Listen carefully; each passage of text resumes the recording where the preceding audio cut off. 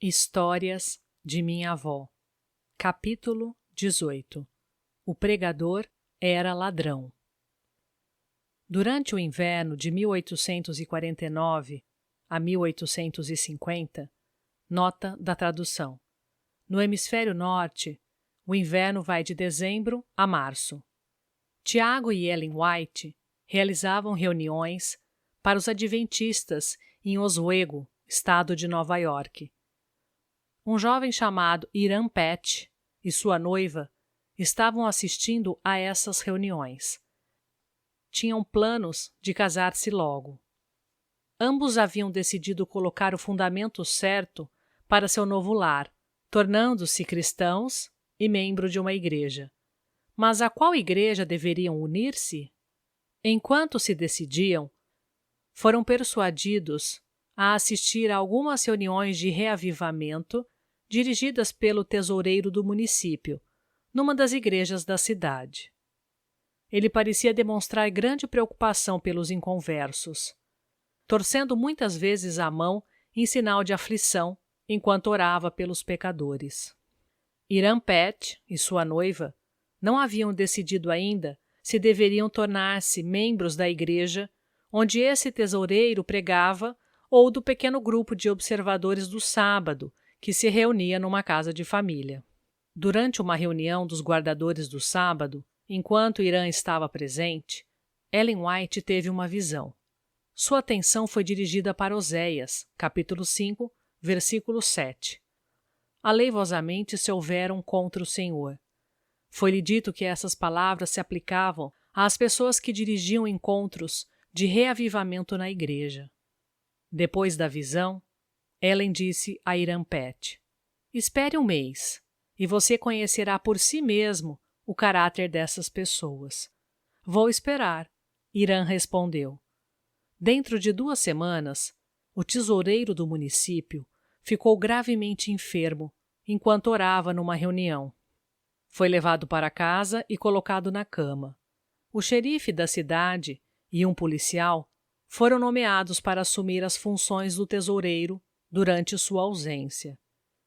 Enquanto verificavam os registros contábeis, deram falta de $1.000. Não podiam acreditar que aquele homem, tão fervoroso na liderança dos reavivamentos, pudesse ser culpado de furto. Talvez ele tivesse usado o dinheiro para pagar alguma transação comercial ou depositado a quantia no banco, esquecendo-se de fazer a devida anotação no livro, concluíram eles.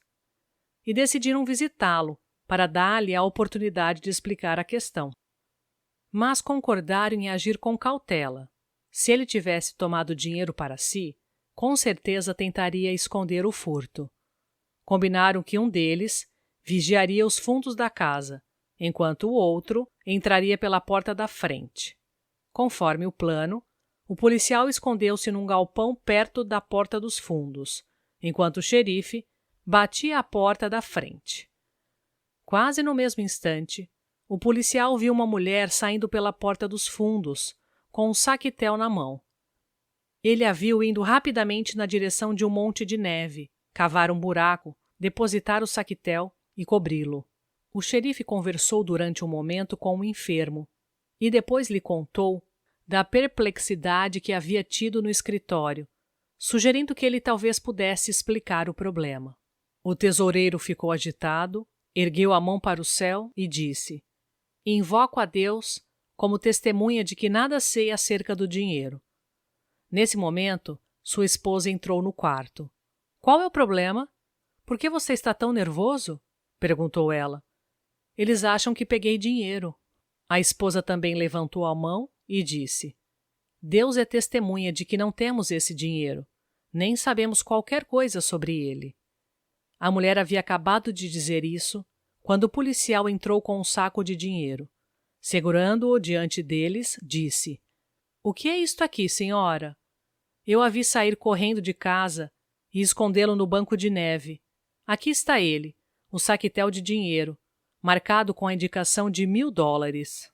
Não demorou muito para que uma notícia como essa se espalhasse pela cidade, e o tal reavivamento entrasse em colapso repentino. a predição feita na visão se cumprira. Irã e sua noiva passaram a fazer parte do grupo dos observadores do sábado. Naquele mesmo inverno, o casal White também dirigiu reuniões em Camden. Antes de ir para lá, Ellen viu em visão os adventistas do lugar. Entre eles, viu uma mulher que professava ser muito santa, mas era uma hipócrita, enganando a igreja. Essa senhora dizia que era possível atingir um estado de perfeição, que colocava a pessoa acima da lei de Deus. Ela mesma professava ter atingido esse estado perfeito. Durante uma das reuniões em Camden, a Sra. White viu novamente essa mulher, e foi-lhe dito que ela era uma fingida, que não vivia de modo correto. Após a visão, minha avó relatou o que havia visto. Com dignidade, a mulher levantou-se e disse: Deus conhece meu coração, e se a senhora pudesse vê-lo, saberia que ele é puro e limpo.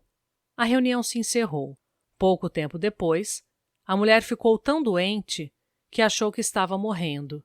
Muito agitada, clamou: Preciso ver a irmã White. Tenho uma confissão a fazer-lhe. Eu disse a ela que era uma boa mulher, que era pura. Não é verdade. Sou uma mulher ímpia. O homem com quem vivo não é meu esposo. Deixei na Inglaterra um bom marido e uma criança pequena para fugir com esse homem. Nunca fomos casados. Tenho declarado ser médica e vendido remédios que jurei ter custado $1 o frasco, quando na verdade custaram só 12 centavos. Ninguém daquele grupo conhecia a mulher antes dela ter se unido aos crentes. Ninguém poderia ter contado à Sra. White que tipo de pessoa ela era, mas Deus sabia. Muitas vezes, enviou advertências desse tipo para proteger seu povo desses embusteiros, a fim de mostrar o quanto ele odeia o pecado e a hipocrisia. Mas repreendia ele somente os grandes pecados? Será que Deus não passa por alto aquilo que chamamos de pecadinhos? Será que Deus, o Criador do universo, notaria um ato tão insignificante como pegar uma rede de cabelo? Eis a história da rede de cabelo que ouvi de vovó Ellen. Certa ocasião, várias moças ligadas ao colégio Heidelberg estavam morando na casa da família White.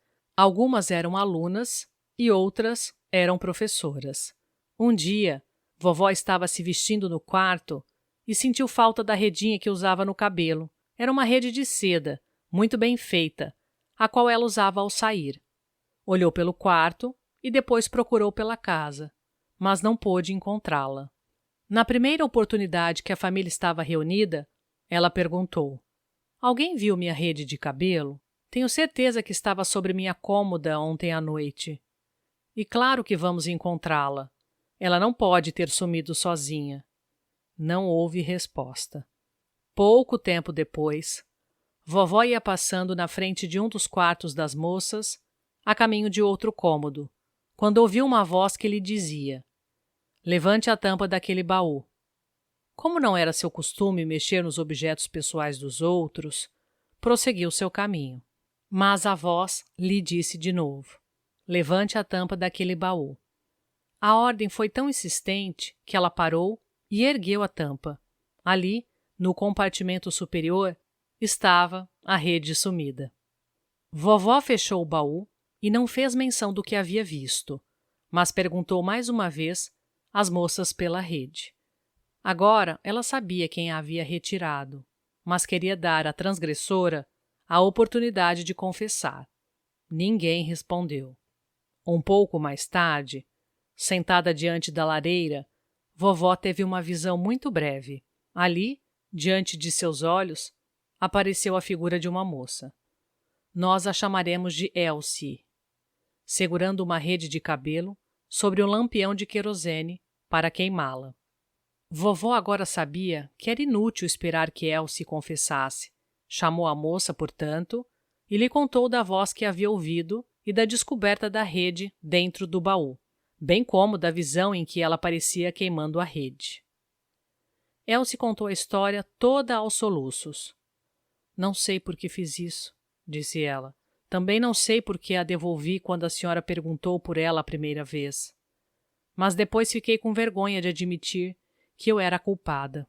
Como foi que Elsie enfrentou essa experiência? Por acaso ela disse: é inútil tentar ser cristã. Todos vão me chamar de ladra. Ninguém terá confiança em mim? Não, não foi assim. Ela confessou. Aceitou o perdão prometido por Deus. Sua queda lhe mostrou que ela não podia, por si mesma, fazer o que era correto. Precisava da ajuda do Salvador. Ali mesmo, entregou-se inteiramente a Jesus e fez dele seu companheiro constante. A partir daquele dia, viveu uma vida cristã sincera, que levou alegria a todos os que amavam.